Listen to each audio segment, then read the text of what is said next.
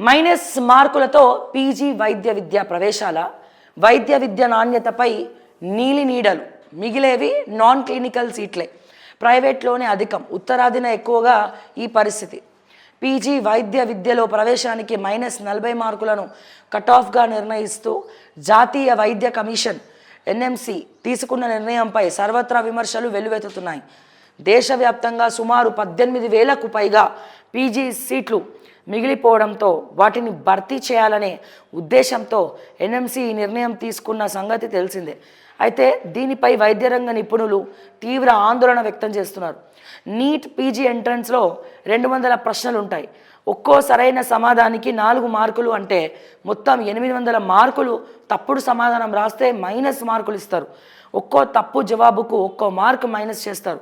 కనీసం 40 ప్రశ్నలకు సరైన సమాధానాలు రాస్తే 160 మార్కులు వస్తాయి. మిగిలిన 160 ప్రశ్నలకు తప్పు సమాధానాలు ఇచ్చినా 160 మార్కులు మైనస్ అయ్యి 0 వస్తుందట.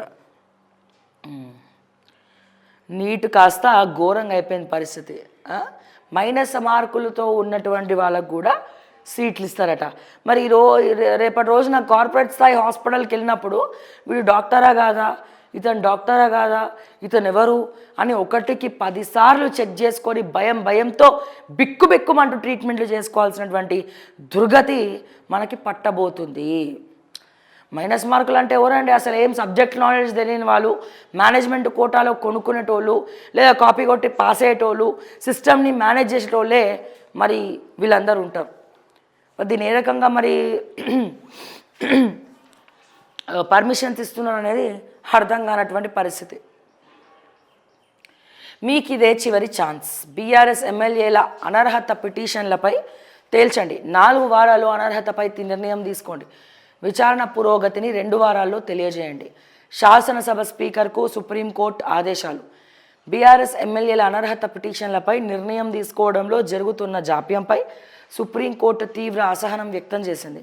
మిగిలిన అనర్హత పిటిషన్లపై నిర్ణయం తీసుకునేందుకు ఇదే చివరి అవకాశమని తెలంగాణ శాసనసభ స్పీకర్కు తేల్చి చెప్పింది. 4 వారాల్లో నిర్ణయం తీసుకోవాలని ఆదేశించింది. పిటిషన్లపై తీసుకున్న చర్యల పురోగతిని తెలుపుతూ 2 వారాల్లోగా అఫిడవిట్ను దాఖలు చేయాలని శాసనసభ స్పీకర్కు justice Sanjay Karol, justice A G మసీహుల ధర్మాసనం స్పష్టం చేసింది. విచారణను 2 వారాలకు వాయిదా వేసింది. ఎమ్మెల్యే అనర్హత పిటిషన్లపై తగిన నిర్ణయం తీసుకోవాలంటూ గత జూలై 31న చెప్పింది. మీకిదే చివరి అవకాశం. సో దీనికి సమాధానాలు ఇవ్వండి. తర్వాత మరి ఏమంటారు, వాళ్ళని సస్పెండ్ చేసినా చేస్తారు. కాంగ్రెస్ అయితే చేతులు ఎత్తేసింది, డబల్ గేమ్ ఆడుతుంది. కానీ సుప్రీంకోర్టు మాత్రం ఈ విషయం పైన సీరియస్గా కూర్చుంది. ఒకవేళ ఇదే నిజమైతే ఇప్పుడు కూడా వీళ్ళు ఆన్సర్ ఇవ్వకపోతే ఎమ్మెల్యేలను సస్పెండ్ చేయాల్సినటువంటి పరిస్థితి కాంగ్రెస్ పార్టీకి వస్తుంది. లేదా ఈ ఎమ్మెల్యేలు రాజీనామాలు చేసి మళ్ళీ బై ఎలక్షన్లో కంటెస్ట్ చేయాల్సి వస్తుంది. సో అట్లా బై ఎలక్షన్లో కంటెస్ట్ చేయాల్సి వస్తే ఫస్ట్ ఎక్కడి నుంచి జరుగుతుంది పోటీకి?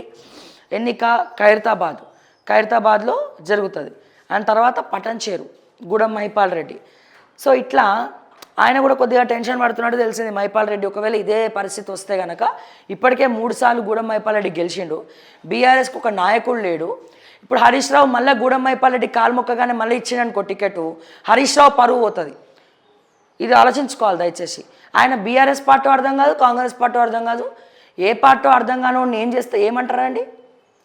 ఇక మీరే అర్థం చేసుకోవచ్చు దాన్ని. బీఆర్ఎస్ పార్టీలో వేరే దిక్కు లేనట్టు, దిక్కుమొక్కు లేనట్టు అక్కడ గూడెం మహిపాల్ రెడ్డి ఫోటోలు వేస్తారు, కాంగ్రెస్ పార్టీలో గూడెం మహిపాల్ రెడ్డి ఫోటోలు వేస్తున్నారు. కానీ ఇప్పుడు ఎన్నిక వస్తే అసలు ఆయన గెలుస్తాడా అనేది ఒక క్వశ్చన్. అఫ్కోర్స్ బీఆర్ఎస్ పార్టీలు ఉన్నప్పుడు రిగ్గింగ్ చేసినట్టు ఇక్కడ కూడా రిగ్గింగ్ చేసి దొంగ ఓట్లు వేస్తే మరి గెలుస్తాడేమో తెలియదు, చూడాలి.